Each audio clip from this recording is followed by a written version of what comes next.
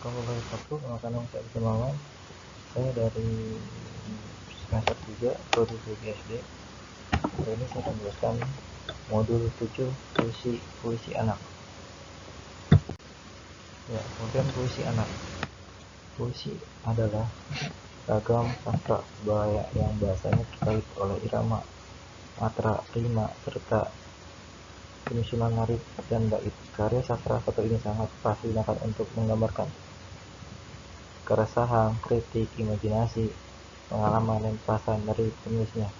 Dalam penulisannya secara umum, puisi biasanya menggunakan gaya bahasa metafor atau disusun dengan pendanaan kata yang padat dan syarat makna. Puisi dapat dikelompokkan menjadi dua. Satu, puisi untuk orang dewasa. Dua, puisi untuk anak-anak. Contoh puisi dewasa bisa dilihat pada puisi dewasa.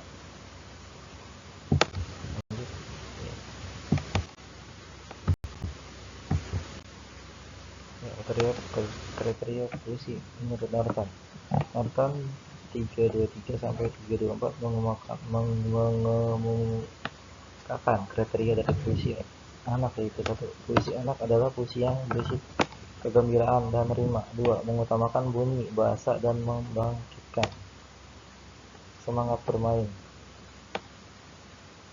bahasa. Tiga, harus berupaya memperbaiki ketajaman imajinasi visual dan kesegeraan kata yang digunakan, mengembangkan imajinasi dan melihat serta mendengar kata-kata dalam cara baru. 4, menyajikan cerita sederhana dan memperkenalkan tindakan yang dilakukan. 5, bukan ditulis berdasarkan dugaan yang rendah terhadap anak. 6, berbentuk informasi sederhana yang membuat anak dapat menafsir dan menangkap sesuatu dari puisi itu. Yang kelima, puisi harus yang menyenangkan anak-anak dan menyatakan sesuatu pada anak atau untuk mengimajinasikan kebahagiaan, menyentuh kejenakaan dan membangkitkan semangat menggali. 8, harus cukup baik untuk dibaca ulang. Ya, kriteria puisi menurut Sumardi dan kawan-kawan 1985 titik 2 20 sampai 230 bahwa puisi anak hendaknya kriteria 1, sesuai dengan lingkungan anak. 2, sesuai dengan kelompok usia anak-anak. 3, keragaman sajak. 4, kesesuaian sajak dan dengan siswa. Bentuk puisi anak. Puisi yang paling banyak dijumpai sejak dahulu sampai sekarang, ya, ini adalah berbentuk pantun, syair, gabungan dari keduanya modifikasi dari pantun. Pantun. Pada puisi anak tidak begitu banyak ragamnya. Puisi anak tidak sesat berkembang dengan puisi orang dewasa. Bahkan dapat dikatakan puisi anak tidak berkembang. Hampir semua contoh puisi itu bervariasi hanya dimiliki oleh puisi orang dewasa. Dari semua bentuk atau jenis puisi itu, pantun lebih banyak dikenal. Nah, contoh puisi atau pantun. 2. Pantun bersuka cita, di bawah itik ulang petang. Dapat dirumput, bilang-bilang, melihat ibu sudah datang, hati cemas jadilah hilang. Ya, pantun jenaka, elok rupanya pohon belimbing, tumbuh dekat pohon mangga, aku rupanya berdinding sumping, biar marah kau juga. Ya, contoh pantun dan puisi. Pantun teka-teki, kalau puan tuan cerana, ambil gelas ke dalam peti. Kalau tuan bijak dan laksana, binatang apa tanduk dan kaki. Ya, pantun nasihat, berburu ke pandangan datar, mendapat rusak tulang kakinya, berburu ke palang ajar, sebagai bunga ke bangka jadi. Pantun merupakan puisi tertua yang ada di Indonesia. Pantun juga dikenal dengan dan digunakan di lingkungan kehidupan dan dalam beberapa permainan anak, digunakan untuk antar teman dan nasional. 2, syair adalah bentuk puisi lama yang terkait oleh jumlah bait baris. Setiap bait terdiri atas 4 baris. Syair juga banyak ditemukan dalam bentuk buku pelajaran tema puisi anak-anak. Hal ini dapat dilihat dari banyaknya lagu anak-anak yang terbuat dari syair seperti lagu pemain layang-layang. 3. Gabungan pantun dan syair. Puisi anak merupakan paduan pantun dan syair. Banyak juga ditemui dalam lagu anak-anak. Paduan ini bisa dalam bentuk apapun dalam isi. 1. Burung kakak tua, punya pijan bela nenek sudah tua, ibunya tinggal dua. 4. Puisi anak. Puisi bebas adalah puisi yang tidak mengikuti pola tertentu. Puisi jenis ini bersifat pelukisan terhadap ekspresi anak tentang apa yang dilihat, dirasakan, didengar, dan yang ingin disampaikan anak melalui media bahasa yang diketahuinya. 2. Unsur-unsur pembangun struktur puisi. H. Unsur intrinsik. Unsur intrinsik adalah unsur yang secara langsung membangun puisi di dalam atau wujud puisi sendiri. Di antara unsur membangun dalam ada tema, amanat, perasaan, atau nada. Suasana puisi, tipografi, manajemen akurat, diterima, ciraan atau penjelasan dalam gaya bahasa. 1. Tema. Tema adalah dorongan yang kuat yang menyebabkan penyair mengungkapkan apa yang dirasakan melalui puisi. Tema bersifat khusus pada setiap syair, artinya cara penyair satu dengan penyair lainnya tidak sama. Juga merupakan keyakinan penyair dalam pemakaian hidup dan kehidupan. Tema muncul pada awal sebelum penyair menulis puisinya. Menentukan tema dalam puisi dapat dilakukan menjadi 2. 1. Melihat judul puisi. Karena ada puisi yang dalamnya judulnya sudah menampakkan tema, sehingga judul puisi dijadikan tema.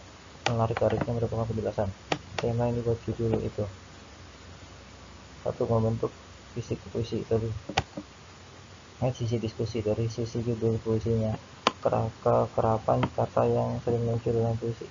Menurut Kiwali 3, ada beberapa kategori tema itu. 1. Ketuhanan atau religius. 2. Kemanusiaan. 3. Patriotisme. 4. Cinta tanah air. 5. Cinta kasih pria dan wanita. 6. Kerakyatan dan demokrasi. 7. Keadilan sosial atau protes sosial. 8. Pendidikan budi pekerti. 2. Amanat. Amanat dalam puisi sering disatukan dengan sikap, karena amanat diperoleh pembaca setelah pembaca atau penikmat menyelesaikan bacaan puisi. Lihat dari sisi pembacanya, maka amanat akan pengaruhi sikap, cara pandang, dan wawasan pembacanya.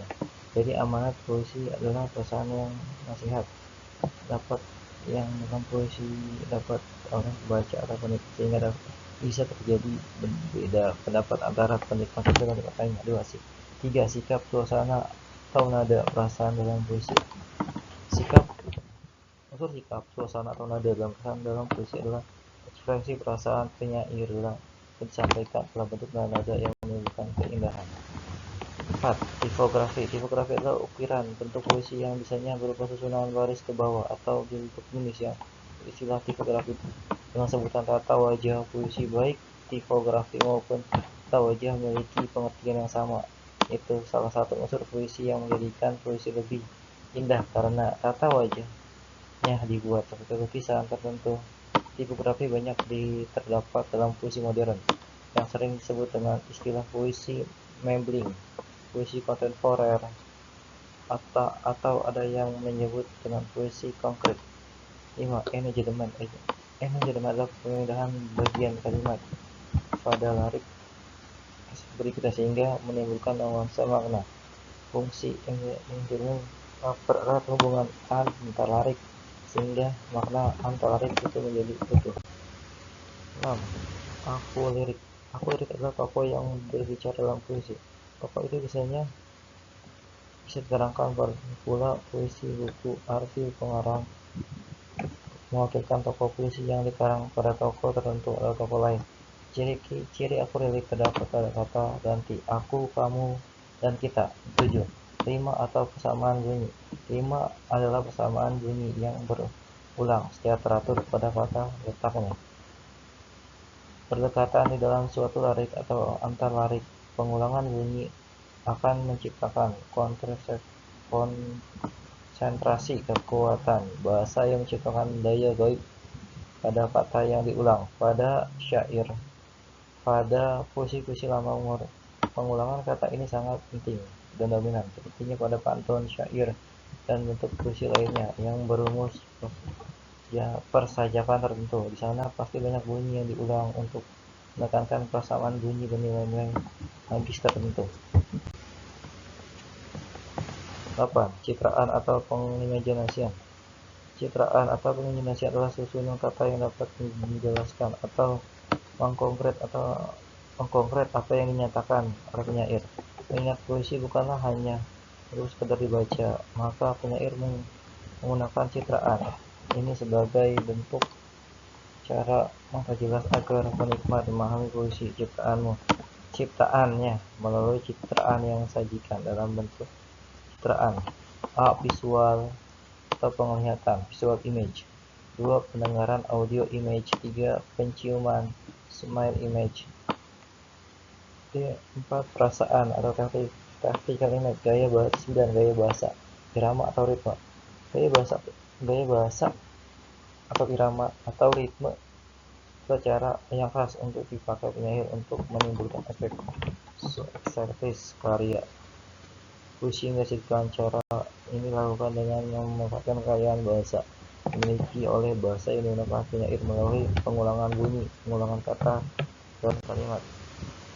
Pengulangan bunyi contohnya seperti pada penjelasan tentang poin di 5, pengulangan kata meliputi repetisi atau diski, serta dalam bentuk pengulangan kalimat meliputi gaya imajinasi dan retorika. Ada yang membagi gaya bahasa yang khas ini menjadi makna khas, lambang, dan persamaan bunyi atau rima. Ambil unsur estetik puisi. Atau unsur biografi. Unsur biografi adalah unsur yang berkaitan dengan latar belakang penyair. Latar belakang cukup mempengaruhi dalam pembuatan puisi. Misalnya penyair berasal dari keluarga yang kurang mampu.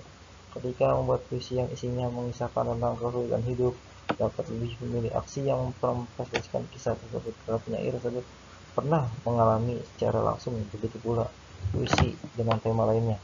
Yang 2, unsur sosial. Unsur sosial adalah unsur yang sangat erat kaitannya dengan kondisi masyarakat ketika puisi tersebut dibuat. Misalnya sebuah puisi dibuat ketika akhir masa Orde Baru, maka puisi tersebut akan menggambarkan kondisi masyarakat yang sedang sangat kacau, menggambarkan keadaan pemerintah yang sangat carut marut, atau mengandung sindiran-sindiran terhadap pemerintah. 3. Unsur nilai adalah unsur yang berkaitan dengan pendidikan, seni, ekonomi, politik, sosial, budaya, dan adat istiadat, hukum, dan sebagainya. Nilai yang terkandung dalam puisi menjadi daya tarik sendiri sehingga dapat mempengaruhi baik buruknya dalam puisi. C. Struktur lapisan norma. 1. Lapisan bunyi adalah kumpulan bunyi fenom yang membentuk kata yang berasal dari kumpulan bunyi tersebut. Selanjutnya bentuk bunyi kalimat. Kalimat itu dirangkai menjadi bait. Dari rangkaian itu berbentuklah puisi.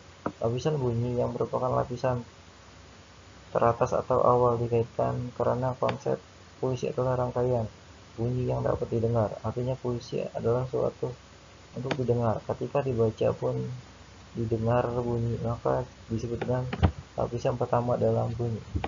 Kedua, lapisan arti. Sebuah puisi setelah didengar akan terlihat struktur atau bentuk dengan penjelasan bagian dari puisi. Kalimat, rangkaian kata, kelompok pada kalimat.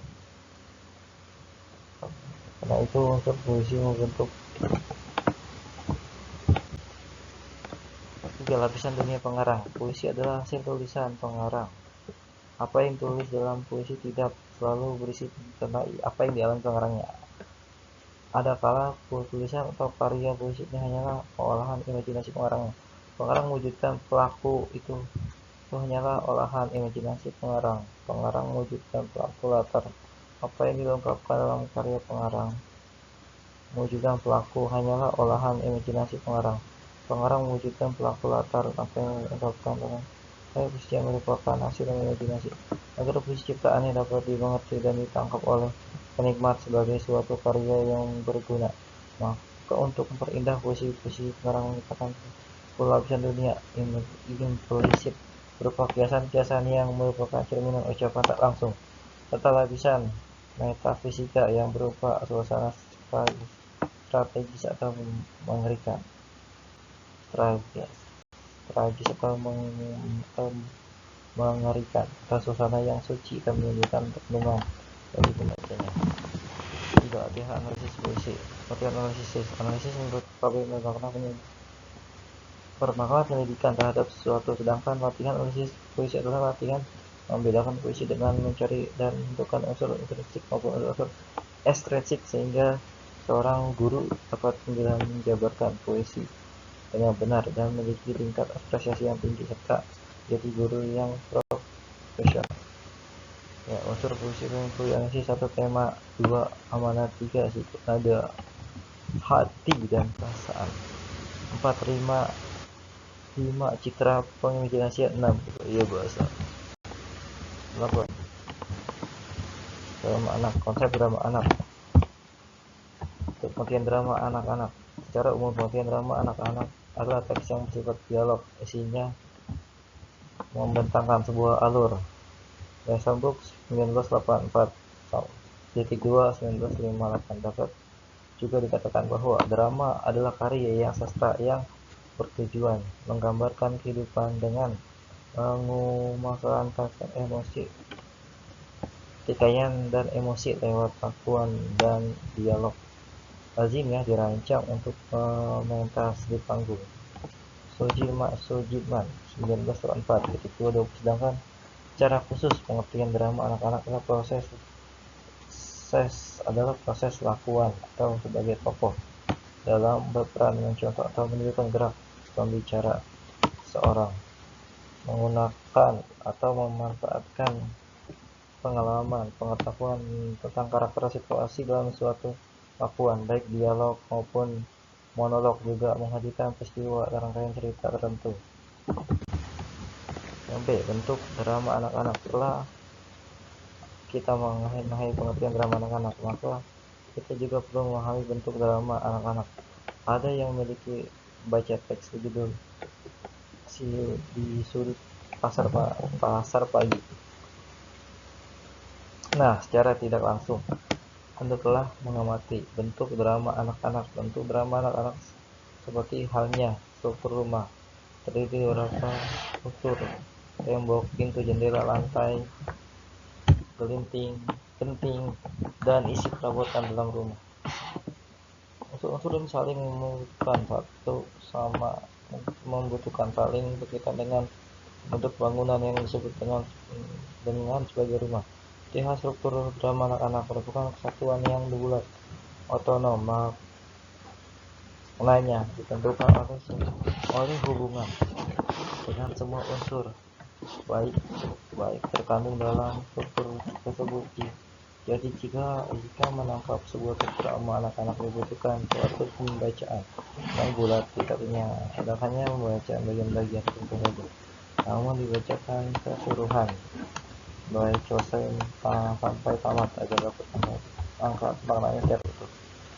Yang C, jenis drama anak. Drama pantomin adalah drama yang dipentaskan dengan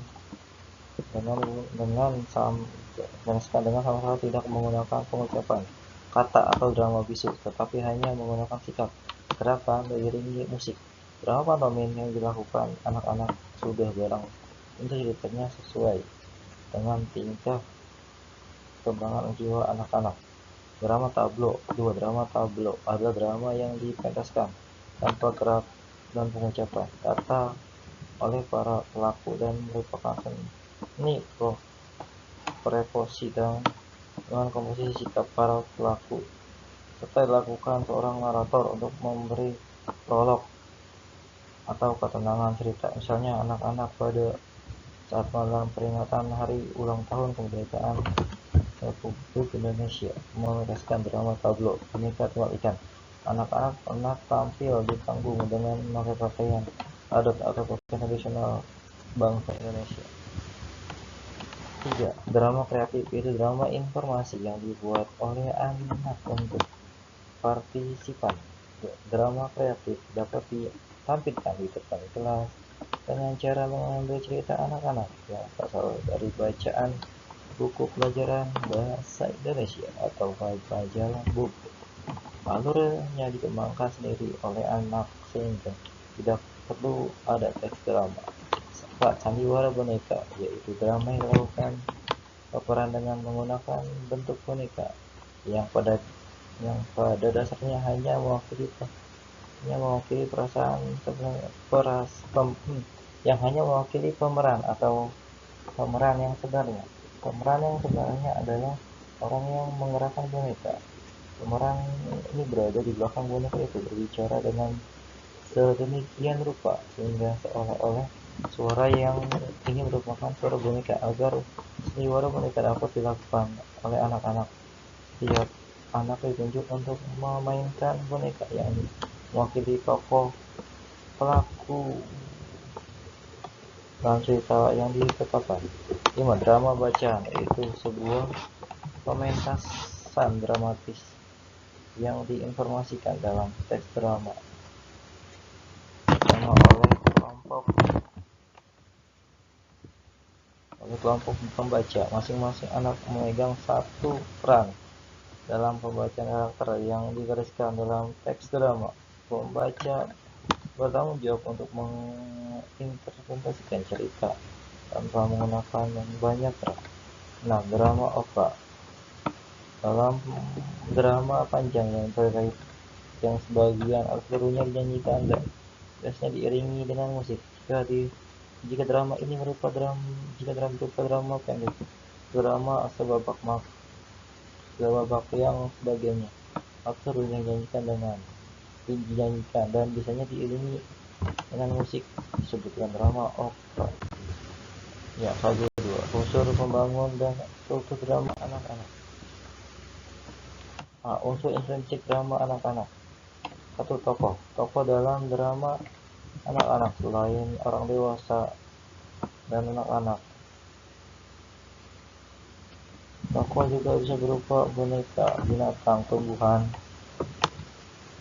dan benda mati. Namun tokoh boneka, binatang, tumbuhan, dan benda mati, sikap dan tingkah lakunya tetap menggambarkan kehidupan manusia. Siapa saja tokoh teks drama anak-anak? Orang bisa jawabnya. Hasan, Agan, Adi, Yusuf, Abu, Anggi, Didi, Yudi, dan Sonda. Semua tokoh dalam sikap dan tingkah laku telah menggambarkan kehidupan anak-anak. Teks drama anak-anak tersebut jelas telah tidak menggunakan tokoh orang dewasa, boneka, binatang, tumbuh, dan mati. Ciri-ciri tokoh drama anak-anak itu memiliki ciri keadaan, ciri-ciri kejiwaan, dan ciri-ciri kemasyarakatan. Ciri keadaan, misalnya usia, jenis kelamin, tumbuhan, keadaan tubuh, kondisi wajah. Contohnya dalam teks drama anak-anak peran.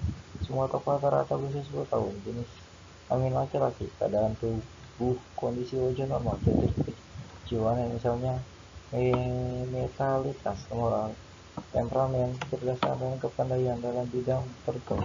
Misalnya Usuk mempunyai temperamen baik, rendah diri, tidak sombong. Sondang berwatak dengki, dengan iri hati. Dan tokoh lainnya seperti Hasan, Agan, Adi, Alwi, Didi, Yudi punya karakter baik. Sedangkan ciri-ciri kemasyarakatan misalnya status sosial, pekerjaan, dan pemeran dalam masyarakat pendidikan, ideologi, kegemaran dari kewarganegaraan. Tokoh Hasan, Agan, Anggi, Didi, Yunus termasuk anak yang berkeluarga sosial. 2. Alur. Sebagaimana pada cerita rekaan, alur disebut juga plot dalam cerita atau struktur naratif. Demikian pula alur drama disebut dengan struktur drama. Berkaitan dengan drama anak-anak, maka alur drama anak-anak adalah rangkaian peristiwa yang mempunyai hubungan sebab akibat. Sedangkan struktur drama anak-anak digolongkan menjadi 5 bagian, yaitu cuma 5 bagian. Yang pertama itu A itu perkenalan, B itu penanjakan laku, 3 itu klimaks, D itu larayan, dan E itu keputusan. Christopher Les Preste 1929. Alur atau struktur drama anak-anak pada umumnya mengandung 5 bagian. rangkaian peristiwa. 1A perkenalan, B konflik, C klimaks, D anti klimaks, dan E penyelesaian. Ada berapa bagian rangkaian peristiwa teks drama anak-anak peran-peran yang telah Anda baca? Untuk jelasnya kita pahami konsep alur. Atau pengenalan adalah bagian rangkaian peristiwa dalam drama anak-anak, berisi tentang pengenalan tokoh atau latar. Jadi satu itu pengenalan. Dua adalah tahapan. Konflik adalah tahapan yang rangkaian peristiwa dalam drama anak-anak yang menyebutkan suasana emosional karena pertentangan antara manusia dengan alam. Manusia menciptanya dan manusia dengan dirinya sendiri. 3. Klimaks adalah tahapan rangkaian peristiwa dalam drama anak yang menunjukkan puncak ketegangan peristiwa dalam kehidupan merupakan hubungan tokoh. 4. Anti klimaks adalah tahapan rangkaian peristiwa dalam drama anak yang menunjukkan perkembangan latar arah yang terkait tanpa tahap ini penentangan dan ketegangan mereda. 5. Penyelesaian tegangan rangka drama anak-anak yang diakhiri dengan kedamaian atau kesedihan. 3. Latar. Konsep tentang latar juga telah dipelajari pada modul sebelumnya, ke modul 5 dan 6. Untuk di sini kita harapkan dapat memperdalam pemahaman tentang unsur karya sastra yang satu ini, khususnya pada karya drama. Kita langsung saja fungsi latar. Jadi fungsi latar itu terbagi menjadi 4. 1. Memberikan pijakan cerita secara konkret dan jelas. 2. Menciptakan kesan realistis pada pembaca atau penonton. 3. Menciptakan suasana yang seakan-akan nyata sehingga memudah pembaca dan penonton untuk kombinasi. 4. Mendorong pembaca atau penonton untuk berpikir kritis. 4. Tema. Jadi 4 itu tema. Setelah kita baca dari drama koran-koran, apa sih yang dapat ditemukan tema pada teks drama anak tersebut? Tema pada drama terdapat keseluruhan teks. Harus Anda ingat bahwa mempertanyakan makna drama anak-anak itu juga mempertanyakan tema. Tema menjadi dasar pengembangan seluruh cerita suatu drama anak-anak. Jadi pengetahuan tema disebut dengan drama anak-anak dilakukan berdasarkan seluruh konteks. Pada umumnya tema dalam teks drama anak-anak dinyatakan secara eksplisit. Di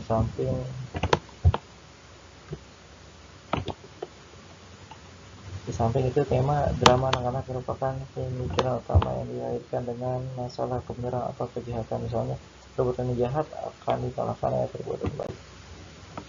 B. Unsur estetik dalam drama anak-anak. 1. Biografi pengarang. Seorang pengarang karya sastra, dalam hal ini pengarang sastra anak, perlu dimenjiwai 1. Corak bagi anak-anak. Contoh drama anak-anak adalah koran-koran. Si pengarang benar-benar telah menyalami kehidupan pedagang koran dalam majalah serta memahami permainan bola basket. 2. Psikologi adalah ilmu yang mempelajari perilaku manusia dan binatang. P. Haryanto 1997 /1998 /29.30 dalam kurung. Psikologi juga dikatakan ilmu yang berkaitan dengan proses mental, baik terkena dengan proses mental yang normal maupun abnormal, dan pengaruh pada perilaku. Ilmu pengetahuan tentang gejala sebagian kejiwaan. Pengarang drama anak-anak Indonesia karya ini. 3. Sosiologi adalah ilmu pengetahuan yang mempelajari tentang faktor sosial, proses sosial. P. Haryanto 1997 /1998 /29.32. Pengarang menulis karya drama anak-anak juga dipengaruhi oleh status lapisan masyarakat, asalnya, kondisi ekonomi, dan relasi sosial. Lanjut kita ketiga, itu yang latihan analisis drama anak-anak. Langkah pertama adalah kegiatan analisis drama anak-anak dilakukan adalah membaca sebuah naskah drama anak-anak dengan cara membaca dalam hati berulang kali sampai Anda benar-benar menguasai cerita drama anak-anak. Semoga Pigmen anak-anak lebih biasa berkungkung si kata kecil karya Darmanto. Langkah kedua, kegiatan analisis dilakukan dengan cara mengintegrasikan drama anak-anak. Kungkung si kata kecil tersebut adalah teks drama tersebut dapat unsur pembangun struktur yang diciptakan oleh Darmanto. Jawaban Anda menjawab pertanyaan dengan mudah pasti Anda karena sudah tutup karya sastra anak-anak. Langkah ketiga, lakukan dengan pendekatan dedikasi. Pendekatan analisis perlu dilakukan ada karena tindakan ini merupakan bagian dari memilih materi naskah drama anak-anak yang sesuai dengan tingkat perkembangan jiwa dan anak-anak di sekolah dasar. Langkah keempat, lakukan dengan pendekatan emotif. Pendekatan emotif itu merupakan bagian dari penyelesaian naskah drama anak-anak. Apakah naskah ini menarik atau kurang menarik? Ya, kurang menarik bagi pembacanya atau penonton, apalagi Anda perlu melakukan pendekatan emotif terhadap naskah drama anak agar naskah drama menjadi pelajaran yang disukai oleh siswa dasar. Analisis pendekatan emotif terhadap naskah drama anak-anak berusaha menemukan berbagai unsur mengaduk emosi dan pembaca dan penonton. Ya, modul 9 sini kita akan belajar apresiasi karya sastra anak. Bab 1, konsep apresiasi anak. Pengertian. Sebagai guru, Anda tentu istilah apresiasi diucapkan atau ditulis orang dalam berbagai kesempatan. Kata apresiasi diserap dalam bahasa Inggris. Jadi kata apresiasi itu dalam bahasa Inggris appreciation dalam bahasa Inggris. Kata itu merupakan kata benda dalam bentuk kata kerja. Ya, dalam bentuk Komisaris Indonesia 1993, kata apresiasi sebagai tema dapat diberi arti: 1. Kesadaran terhadap nilai seni budaya. 2. Penilaian atau penghargaan terhadap sesuatu. 3. Pengenalan nilai barang karena harga pasarnya naik dan permintaannya barang itu bertambah. Badudu dan Zain 1996 memaknai kata apresiasi seperti: 1. Penghargaan. 2. Pengertian atau pemahaman. 3. Penilaian atau penafsiran. Ya, sejalan dengan rumus-rumus di atas dapat dibuat definisi pengertian apresiasi sastra anak sebagai berikut. 1. Sikap menghargai sastra anak berdasarkan pengertian tentang nilainya. 2. Pemahaman, penghargaan, dan penilaian positif terhadap karya sastra anak. Penghargaan terhadap karya sastra anak yang didasarkan pada pemahaman, penghargaan, dan karya sastra anak sebagai sastra anak didasarkan pemahaman. 4. Penghargaan atas karya sastra anak sebagai hasil pengenalan atau pemahaman, penafsiran, penghayatan, dan penikmatan yang didukung oleh kepekaan batin terhadap nilai-nilai terkandung dalamnya. 4. Kegiatan mengauli karya sastra anak dengan sungguh-sungguh sehingga tumbuh pengertian, penghargaan, kepekaan kritis, dan kesepakatan terhadap yang baik dan terhadapnya. Manfaat sastra anak. Manfaat sastra anak. 1. Manfaat estetis dalam apresiasi sastra anak adalah manfaat tentang keindahan. Manfaat melekat pada sastra anak adalah nilai keindahan yang terpancar dalam sastra anak, yaitu keindahan seni, mengangkat kata atau menyusun bahasa, manfaatkan estetis maupun memberi hiburan, kepuasan, kenikmatan, ikatan kebahagiaan batin ketika suatu karya sastra dibaca dan didengar. 2. Manfaat pendidikan pada apresiasi sastra anak adalah memberi berbagai informasi tentang proses pengubahan sikap perilaku seorang atau kelompok orang yang usaha mendewasakan manusia melalui kegiatan pembelajaran latihan berbagai ajaran kehidupan lahir dan batin dapat dipetik dalam kegiatan pengapresiasi sastra. 3. Manfaat kepekaan batin atau sosial. Manfaat kepekaan batin atau sosial dalam mengapresiasi sastra anak merupakan upaya untuk selalu mengasah batin agar mudah sentuh oleh hal-hal batinia maupun sosial yang bersifat manfaat menambah wawasan. Manfaat tambah wawasan dalam pengapresiasian sastra adalah memberi tambahan informasi, pengetahuan, pengalaman hidup, dan pandangan tentang kehidupan. 5. Manfaat pandang kejiwaan dan kepribadian. Manfaat pengembangan kejiwaan dan kepribadian dalam apresiasi sastra anak mampu menghaluskan budi pekerti apresiator dan banyak baca karya anak. Yang B. Tingkat apresiasi sastra. Dari kegiatan apresiasi langsung, kegiatan ini dilakukan secara sadar untuk memperoleh nilai kenikmatan dan kehikmatan dari karya sastra. Ada yang diapresiasi dinilai kenikmatan sastra adalah dapat memberi sesuatu yang menyenangkan, menghibur, dan memberi asupan. Nilai kenikmatan sastra dapat memberi pelajaran, amanat, dan nilai tentang kehidupan. 2. Kegiatan apresiasi langsung meliputi kegiatan sebagai berikut. 1. Membaca sastra anak. 2. Mendengar sastra anak. Kegiatan ini dapat berupa mendengar pembacaan suatu karya sastra. Hal ini menentukan ketajaman pikiran, perasaan guna menyimak karya sastra yang didengar. C. Menonton pementasan sastra anak. Kegiatan ini dapat berupa menonton pembacaan puisi, cerpen, ataupun pementasan drama. Kegiatan menonton ini tidak terbatas atau pementasan panggung saja, melainkan menonton lewat televisi, film, dan bioskop. Kedua, kegiatan apresiasi langsung. Ya, jadi kegiatan apresiasi langsung merupakan kegiatan yang apresiasinya dapat menunjang pemahaman seorang terhadap karya sastra anak. Yang B. Dokumentasi. Mendokumentasikan karya sastra anak. Dokumentasi karya sastra juga termasuk dalam bentuk apresiasi sastra yang secara nyata diikuti dilestarikan keberadaan karya sastra dalam bentuk apresiasi ataupun penghargaan terhadap karya sastra dengan cara mendokumentasikan. Itu dilihat dari segi fisiknya, itu ikut memelihara karya sastra, menyediakan data bagi orang yang memerlukannya, dan menyelamatkan karya sastra dari kepunahan. Kegiatan pendokumentasian sastra meliputi pengumpulan, penyusunan semua karya sastra yang berupa artikel atau karangan dalam surat kabar, majalah, makalah, skripsi, tesis, ataupun buku-buku sastra. 4.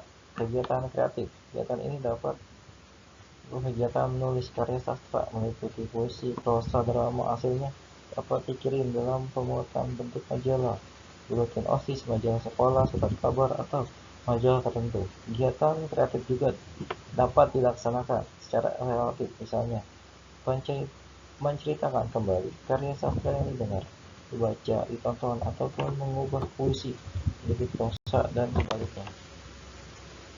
C. Sastra anak. Secara sederhana dapat dikatakan bahwa sastra adalah karya seni yang imajinatif dengan unsur estetis dominan, memediumkan karya lisan maupun tulisan.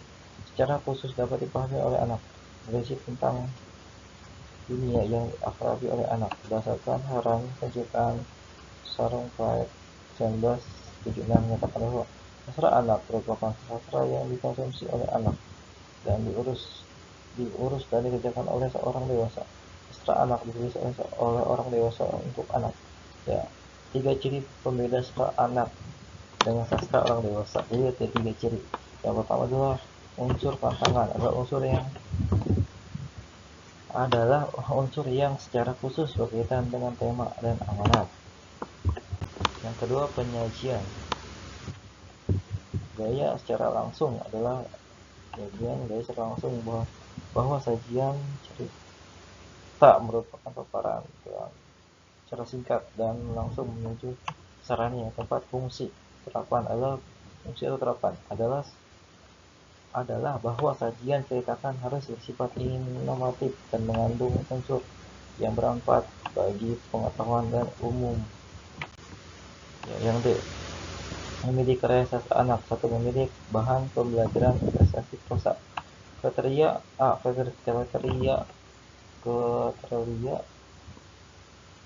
kriteria kebacaan yang digunakan dalam memilih bahan pelajaran prosa harus memenuhi serta sebagai berikut. 1. Kejelasan bahasa prosa yang dipilih harus menggunakan bahasa yang sederhana, lugas, kalimatnya pendek-pendek, tidak rumit sehingga memudahkan siswa untuk menangkap isinya. Kata yang digunakan adalah bermakna lugas, kejelasan bahwa memungkinkan siswa mudah menemukan unsur-unsur membangun sebuah prosa. 1. Kejelasan tema. Prosa yang dilihat tadi mempunyai tema yang terbuka, artinya tema ditemukan dengan langsung oleh siswa. 2. Kesederhanaan plot. Prosa yang dipilih harus mempunyai plot maju, maksudnya rangkaian peristiwa yang membentuk sisi cerita tersusun dari kronologi dari awal hingga akhir. 2. Pemilihan pembelajaran, apresiasi puisi serta kriteria keterbacaan dalam memilih puisi yang digunakan dalam pelajaran apresiasi puisi berkaitan dengan suka tidaknya bahasa yang digunakan dalam sukar tidaknya menemukan perasaan dalam puisi. Bahasa yang digunakan dalam puisi harusnya terjangkau atau kemampuan luas anak. Artinya sebagian besar kata yang digunakan adalah puisi yang sudah dikenal anak. Yang B. Kriteria kesesuaian dalam bentuk puisi akan digunakan untuk mempelajari apresiasi puisi dirinci sebagai berikut. 1. Sesuai dengan kelompok usia anak. Umumnya anak SD yang menyukai puisi yang mengandung kemerduan bunyi. Hal itu dapat dilihat dalam kehidupan sehari-hari. Mereka senang melakukan puisi yang berisi permainan atau bunyi. 2. Sesuai dengan lingkungan. Pembelajaran apresiasi puisi akan lebih efektif bila diawali dengan penyajian puisi yang memiliki suasana lingkungan yang akrab dengan siswa. Bagian yang memilih bahan pelajaran apresiasi drama. Kriteria keterbacaan dalam memilih drama dapat digunakan untuk pelajaran apresiasi drama. Dirinci sebagai kejelasan bahasa atau dialog. 2. Kejelasan tema atau pesan. 3. Sederhanaan alur atau babak. 4. Kejelasan watak. Setiap tokoh drama yang dipilih hendaknya memiliki 19 karakter yang jelas. Langsung ke KB2, memutasi karya sastra anak. Pemrosesan karya sastra anak dapat dilakukan secara reflektif, produktif. Sebagian besar kegiatannya mengapresiasi karya sastra anak yang dilakukan di sekolah bersifat refleksif, artinya lebih diarahkan kepada kemampuan memahami, menilai, atau menikmati karya sastra anak lewat berbagai teknik yang diutarakan sebagai berikut. 1. Apresiasi reflektif. Reseptif adalah lakukan dengan cara mendengarkan atau menyimak cerita dan membaca cerita. 2. Apresiasi produktif, yaitu merupakan kegiatan apresiasi karya sastra secara produktif, yaitu mengacu pada satu penciptaan karya secara konkret atau kreatif. 2. Menciptakan kembali karya sastra efektif melalui teknik fase, yaitu teknik ubah bentuk puisi alih bentuk, misalnya mengubah bentuk puisi menjadi prosa dan sebaliknya, prosa menjadi drama lakon dan sebaliknya. Terima kasih paparan dari saya, kurang lebih mohon maaf. Berikutnya saya